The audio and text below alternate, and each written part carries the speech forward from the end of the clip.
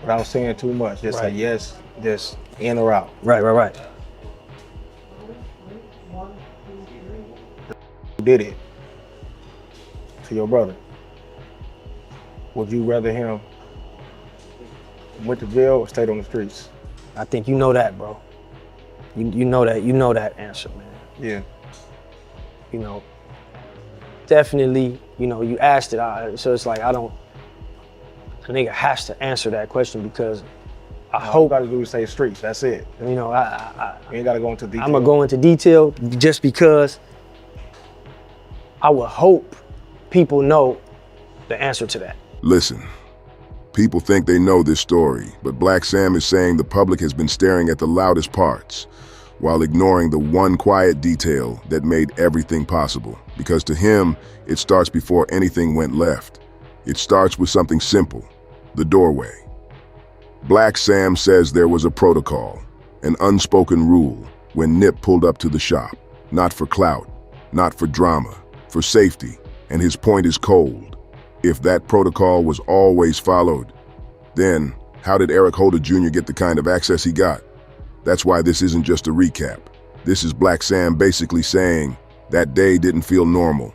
And when he starts talking about the way Eric allegedly moved, first showing up one way, then coming back another way, it sounds less like chaos and more like somebody testing the locks. So here's the question that's going to hang over this whole video. If the shop had a routine, who let the routine break? Because Blacc Sam makes it clear he wasn't even there.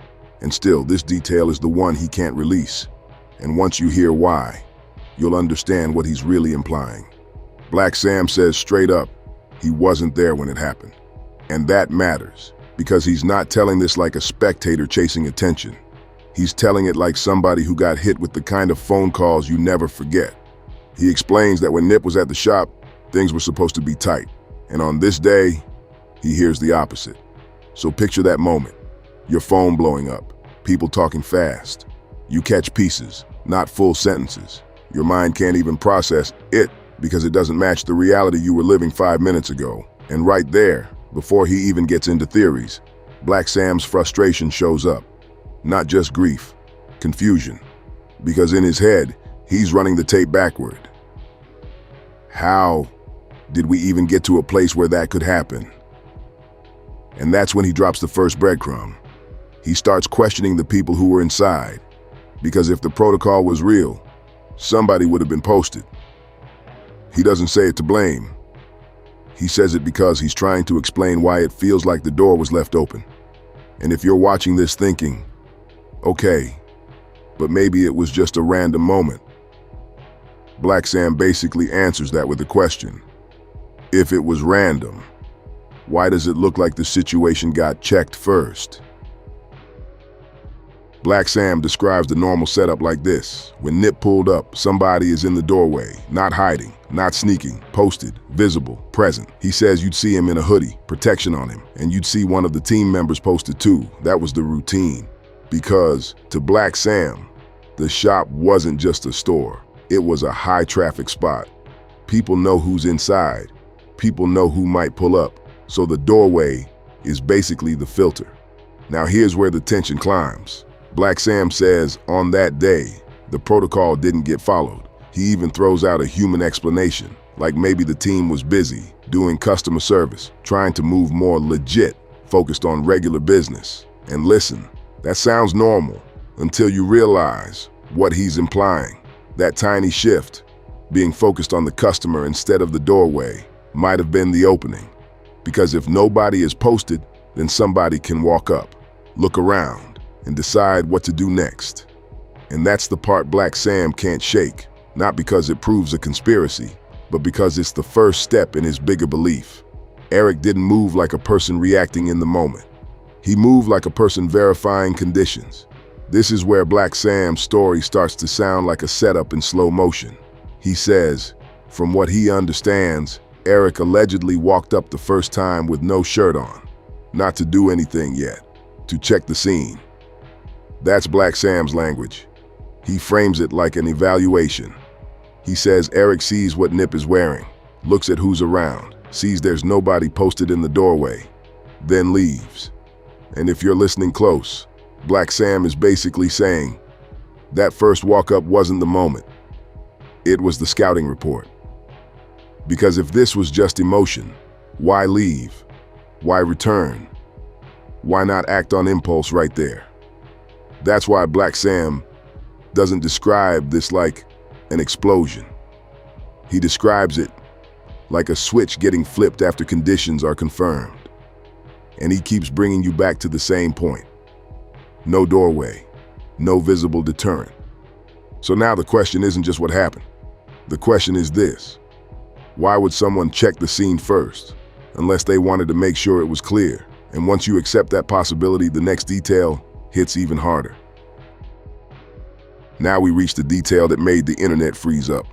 Blacc Sam says Eric allegedly comes back, this time in a red shirt, and moves through the alley. And Blacc Sam's reaction isn't casual. He points at the red shirt like it's a message. He says, in that neighborhood, a red shirt isn't something you just casually grab at the corner store. So to him, it feels intentional. And then he takes it further. He suggests the red shirt could be a throw-off, a way to make people look in the wrong direction. Not wrong person, wrong story, wrong motive, wrong enemy. And this is the moment the video turns, because now it's not just about a lapse in protection. It's about a possible plan to control what people think they saw. So Blacc Sam paints the picture. Eric leaves after the first check, comes back with a color that changes the entire vibe, moves through an alley, and then everything happens fast. And Blacc Sam's point is, that doesn't look like a random spiral. It looks like steps. And when people ask him, why would Eric do that? Blacc Sam doesn't answer like a man guessing. He answers like a man who's been replaying the same 10 seconds for years. This is the heaviest part of what Blacc Sam is saying, because he doesn't present it as a proven fact. He presents it as what it felt like. He says, to him, it looked premeditated. And then he drops the line that changes the temperature. He says it felt like Eric was supposed to do a job, like somebody sent him and like he was nervous. That's not courtroom language, that's street language. That's Blacc Sam basically saying, I don't believe Eric woke up and just decided this on his own in that exact way. And notice what he doesn't do. He doesn't name the somebody. He doesn't call out a specific person in that moment. He leaves it hanging, which is exactly why this keeps people locked in. Because if you believe Blacc Sam, then the biggest question isn't about Eric at all. It's about the hand behind the hand. And then Blacc Sam adds another detail.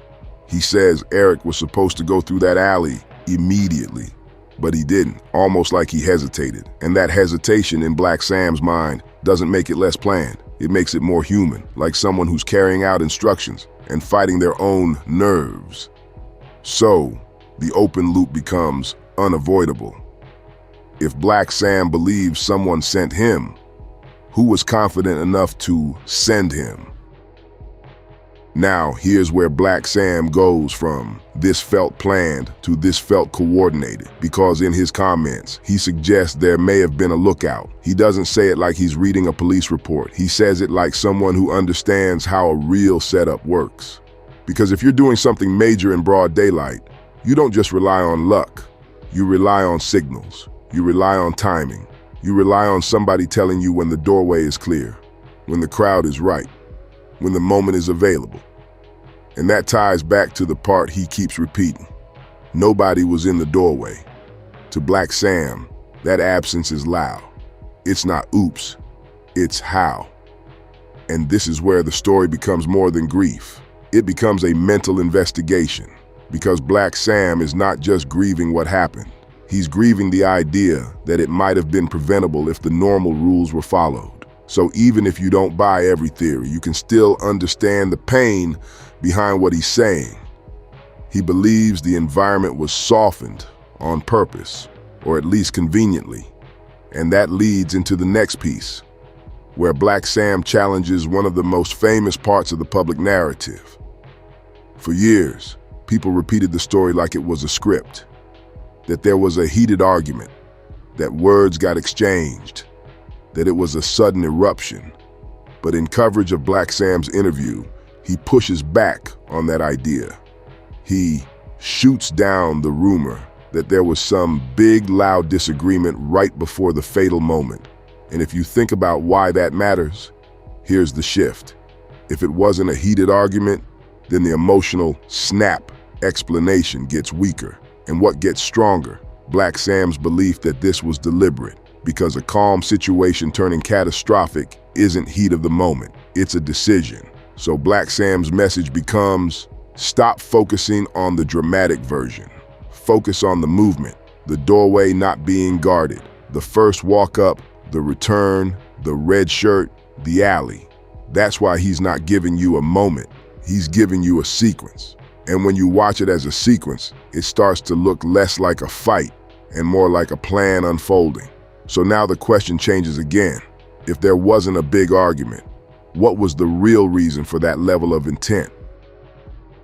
Now let's talk about something Blacc Sam said that most people skip right over. He explained why the family didn't sit in court through the trial, and his reasoning wasn't, we don't care. It was the opposite. He basically says they don't tap into that energy like that.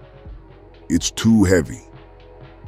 He says he had legal support keeping him updated day to day, and he'd relay what mattered back to family members who asked. That's important because it tells you how Blacc Sam processes pain. He's not chasing the spectacle. He's protecting the family.